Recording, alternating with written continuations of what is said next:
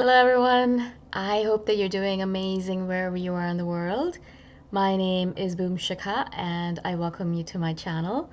As always, I'm so grateful that you're listening, subscribing, and commenting. I really appreciate the support. In this one, I wanted to speak to you a little bit about what I learned about hunger after the Osawa diet that I just completed. A couple of them. I completed 2 of them.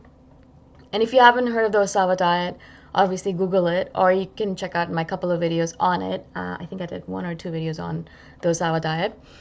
But it's generally a macrobiotic diet, and you do it for 10 days. It's the most strict one. You do it for 10 days, and you only eat 4 grains: buckwheat, millet, brown rice, and whole wheat. And then you can have water, and that's all really. And the only way you can cook it is by baking it or boiling it with water and salt. And so it's obviously a very strict diet. You obviously don't do it for very long. You do it for 10 days. It's a sort of cleanse. It balances out your hormones. It also has a bunch of amazing effects that are more intangible. But I wanted to share with you, as I said, my observations on hunger and on food in general from the diet. Now, this is the first time I've actually done a very strict diet like this. It's not even a fast, I wouldn't say, because I was eating regularly. I was having 3 meals a day, but it was very restricted in the fact that I was only eating a few things. And after a while, it became flavorful enough, but in the beginning it's very bland, and you're like, oh my god, I can't believe I can't have spices. Especially as an Indian person, spices are the epitome of my life. So not having spices in my food, I was just like missing it immensely. But eventually you get used to it and you like the food, and the day 10 approaches and you're surprised that you've stuck it out for 10 days.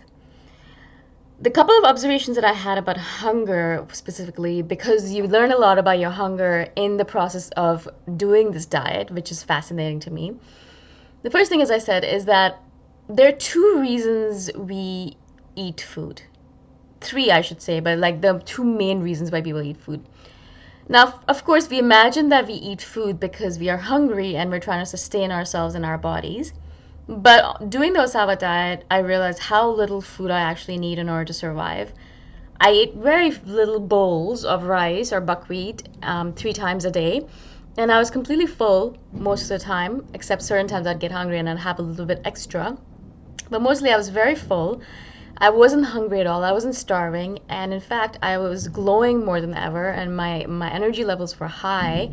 And so in general, I realized that I'm actually probably eating a lot more than I should be. And I started reading up on it, and of course, yes, we eat food for sustenance. We eat food because we need it in order to survive. But in this day and age where food is abundantly available, I think a lot of us are eating food for a couple of other reasons. Basically, first of all, to numb ourselves. And that was actually one of the major things that came up for me, is that on the Osawa diet, it's absolutely impossible for you to numb yourself using food. There's not enough of it, first of all. It doesn't taste that good. It's not like cheesy goodness, or it's not filled with fats or anything like that. It's just basic, very basic food. And so if you wanted to numb yourself using buckwheat, or brown rice with just salt and water, it's just impossible, right? And so, yeah, you would eat a little bit and you'd be like, oh my God, you'd feel this desire to numb yourself. You feel this desire to be like, oh my God, I really don't want to do this. I hate this diet. I hate myself. I hate the world.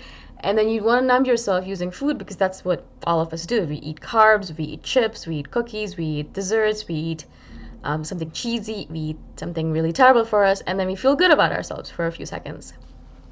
But on the Osawa diet, as I said, it's impossible to numb yourself using food, in order to placate yourself using food, to soothe yourself using food, right? It's just impossible.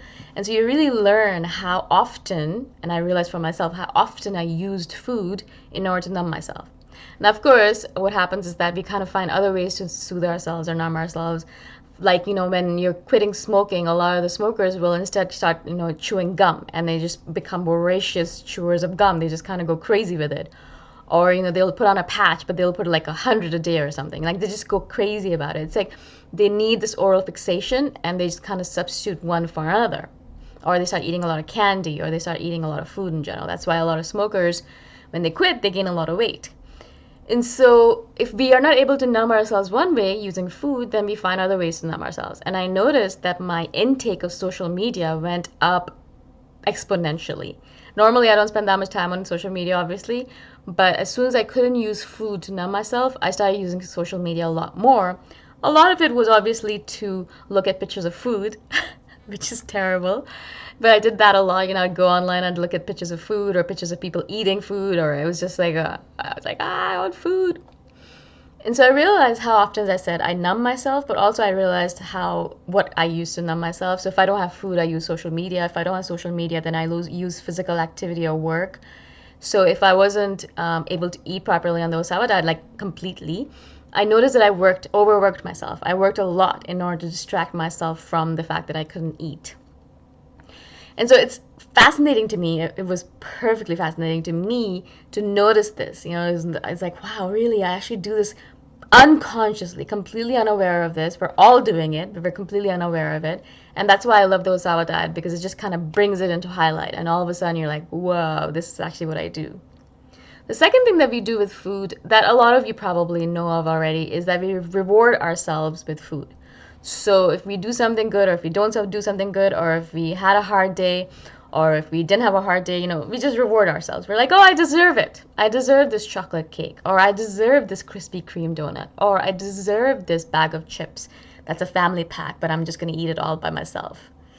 And that's me. That last person is me, because I don't like sweet stuff, but I love chips, and I can literally eat a family pack of chips by myself, sitting in my room, and before I know it, the whole pack is done, and I'm like, oh my God. And so we reward ourselves using food, right? Again, as I said in Osawa, you can't really do that. Like, I mean, who wants to reward themselves with buckwheat? And it's delicious, but it's not that delicious. And it's not sweet. It's not like a dessert or a savory snack. So it's not something that you can really use to reward yourself. So you don't have that system anymore. And again, I noticed particularly for myself, how often I used food in order to reward myself. So I'd have a long day at work, and I'm like, I would really love like a bag of chips right now to reward myself, to soothe myself. Now, I guess numbing and soothing are pretty much the same thing, basically, but you're kind of using different tenets of it. Like, you're numbing yourself to get away from feeling something, or you're numbing yourself to prevent yourself from seeing something clearly.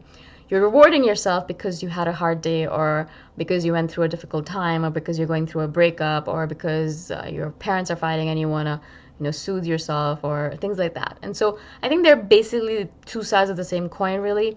But again, food is used for both of them. In general, a lot of times when we're eating food, it's not because we're hungry necessarily, or that our body needs sustenance. It's like, oh my God, I'm so hungry. If I don't eat, I'm gonna die.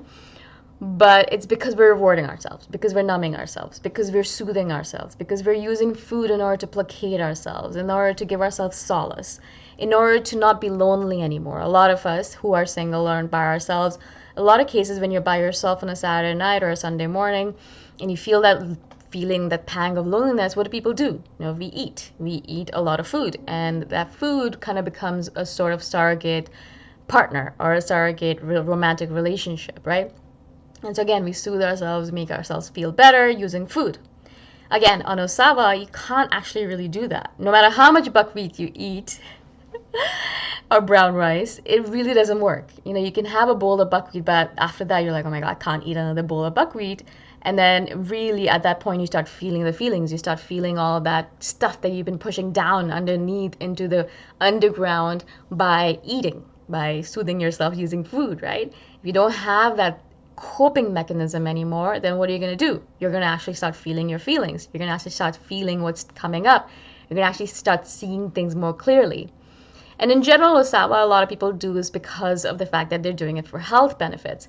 I really did it because I really wanted to see underneath the surface of my subconscious. I wanted to see what is going on down there.